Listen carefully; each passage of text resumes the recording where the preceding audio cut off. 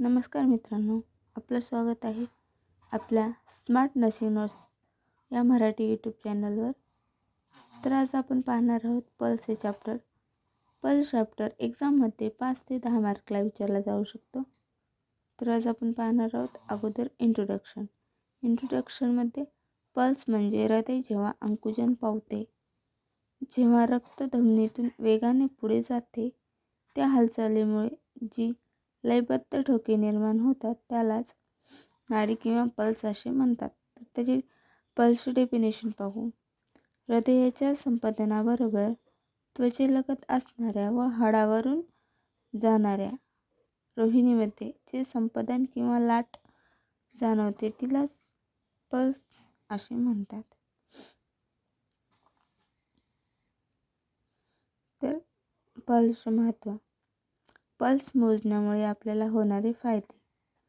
हृदयाची कार्यक्षमता कळते, रुग्णाची स्थिती योग्य आहे का हे समजते, ताप, शॉक, रक्तस्राव, वेदना यांचा अंदाज येतो, उपचार किती परिणामकारक आहेत हे समजते. म्हणूनच व्हायटल सायन्समधला महत्त्वाचा घटक म्हणजे पल्स आहे. नाडीमधील स्वाभाविक बदल हे खूप इम्पॉर्टंट आहे. एक्झाममध्ये MCQला विचारला जाऊ शकतो आणि वायवामध्ये पण हा क्वेश्चन खूप इम्पॉर्टंट आहे. हे विचारला जाऊ शकतो 100%. तर चल पाहूया.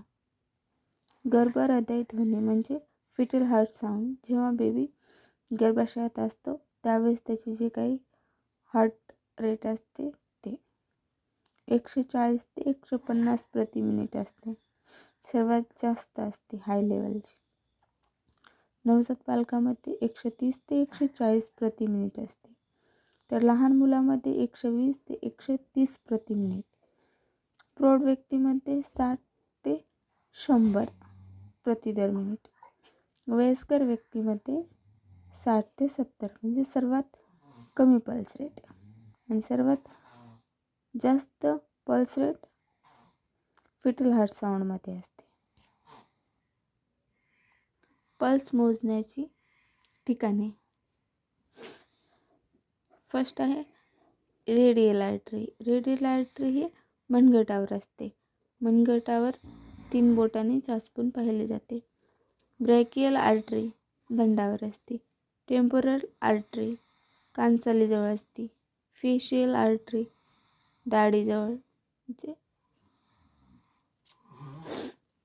फिमोरल आर्टरी मांडीजवळ असते. टिबियल आर्टरी घोट्याजवळ असते, घोट्याच्या पुढच्या बाजूला असते. कॅरोटिड आर्टरी मानेवर लागते. पल्स मोजण्याची पद्धत. रुग्णाला आरामात बसावा आणि झोपवावे.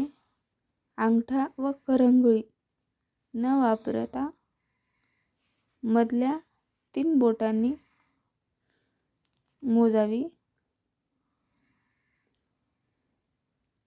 घड्याळ लावून 1 मिनिट पूर्ण मोजा. नोंदवही. पल्स पाहिल्याच्या नंतर नोंदवहीमध्ये अचूक रेकॉर्ड लिहा. पल्स रेट किती आला ते. पल्स वाढण्याचं कारण. पल्स जेव्हा वाढते त्या स्थितीला टॅकीकार्डिया असे म्हणतात. पल्स हे 140 पेक्षा जास्त असल्यास त्याला टॅकीकार्डिया असे म्हणतात. ताप, वेदना, तणाव, भीती, व्यायाम, एक्सरसाइज, रक्तस्राव, ॲनिमिया या स्थितीमुळे टॅकीकार्डिया होऊ शकतो. पल्स कमी होण्याचे कारण. पल्स कमी झाल्याने त्याला ब्रॅडीकार्डिया असे म्हणतात. ब्रॅडीकार्डियामध्ये पल्स रेट हे 60 पेक्षा कमी असतो. झोपेत मेंदूचा विकार, काही औषधांचा परिणाम आणि खेळाडूमध्ये पल्स कमी होण्याची कारणे जाणू शकतात. तर पल्स या चॅप्टरमध्ये आपण नर्सिंग रिस्पॉन्सिबिलिटी काय असते पल्स चेक करताना. तर पल्स अचूक मोजली पाहिजे. अस्वाभाविकता असल्यास डॉक्टरांना कळवलं पाहिजे. रुग्णाला शारीरिक व मानसिक आराम दिला पाहिजे. तर पल्स हे चॅप्टर खूप इम्पॉर्टंट आहे. वायवासाठी तर खूपच इम्पॉर्टंट आहे. त्यामध्ये डेफिनेशन्स, पल्स वाहण्याचे ठिकाण, टॅकिकार्डिया, ब्रॅडिकार्डिया ह्या सर्व गोष्टी वायवामध्ये विचारल्या जाऊ शकतात. तर तुम्ही पूर्ण लक्ष देऊन चॅप्टर ऐकावे. धन्यवाद मित्रांनो.